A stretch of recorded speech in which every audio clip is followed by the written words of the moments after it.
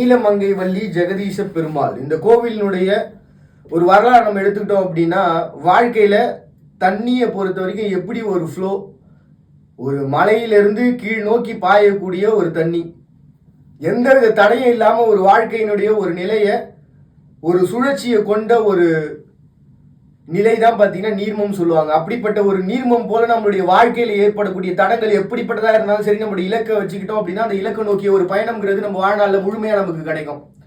அந்த இலக்கினுடைய ஒரு பயணத்துக்கு நடுவில் எழக்கூடிய அத்தனை விதமான மேடு பள்ளங்களான நம்ம சுக துக்கங்கள் இன்பங்கள் அத்தனையும் கடந்து நம்முடைய இலக்கை அடைகிறதுக்கான பாதை என்னங்கிறத திருமங்கை ஆழ்வாரனுடைய பாசுரங்கள்லையும் அங்கே கோவிலினுடைய 7 நிலைகளாக வைக்கப்பட்ட இடங்கள்லையும் அந்த சார்ந்து எழுப்பப்பட்ட அத்தனை விதமான கதைகளும் நமக்கு எழுப்பி முடிக்கும்.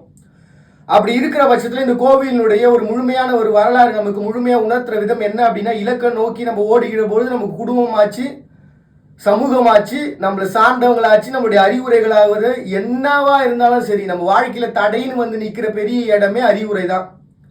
என்னைக்கு அறிவுரையை கேட்கறத நிறுத்துறோமோ அன்னைக்கு நம்ம அறிவுரை சொல்ற ஒரு இடத்துக்கு வந்துருவோம்னு அர்த்தம். அறிவுரை சொல்றோம் சொல்லிக்கிட்டே இருப்பான், செய்யணும்னு நினைச்சவன் அவனுடைய அறிவு இதுதான் உணர்ந்து கொடுத்துருவான்.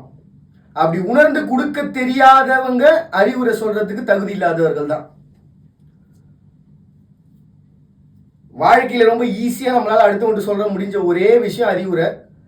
அந்த அறிவுரையை நம்ம சொல்றோம் அப்படின்னா ஒன்று கொடுத்துட்டு சொல்லணும், இல்லை கொடுத்துட்டு கேட்காம போயிடணும். உலகத்துல பெஸ்ட் சிறந்த அறிவுரையா நான் எனக்குள்ள சொல்லிக்கிறது என்ன அப்படின்னா, சொல்லவும் கூடாது, கேட்டுக்கவும் கூடாது.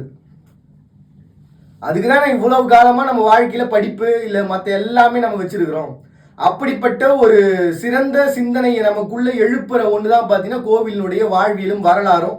அப்படி ஒரு வரலாறை தாங்கி கொண்டு இருக்கக்கூடிய இந்த கோவிலுக்கு நம்ம போயிட்டு வந்தோம்னா வாழ்க்கையில் ஒரு இலக்கை வச்சுட்டோம்னா அந்த இலக்கை அடைகிறதுக்கு என்னென்னலாம் தடையோ அது எல்லாமே நொடி பொழுதுல நம்ம வாழ விட்டு விலகிடும். நொடி பொழுது நொடி மொத்தமாக படிக்காமல் நொடி பொழுதுல கிடைச்ச தரிசனம் பார்த்தோன்னே அப்படின்னா கிடைக்காது. முழுசாக நம்ம அந்த கோவிலாம் என்னங்கிறத முழுமையாக தெரிஞ்சிட்டதுக்கு அப்புறம் நம்ம வாழ்க்கை என்னங்கிறத நம்ம யோசிச்சதுக்கு அப்புறம் அந்த தடைகள் எல்லாம் நொடி பொழுதுல நம்ம விட்டு போயிடும். அதுதான் இந்த கோவிலுடைய சிறப்பாக இருக்கு.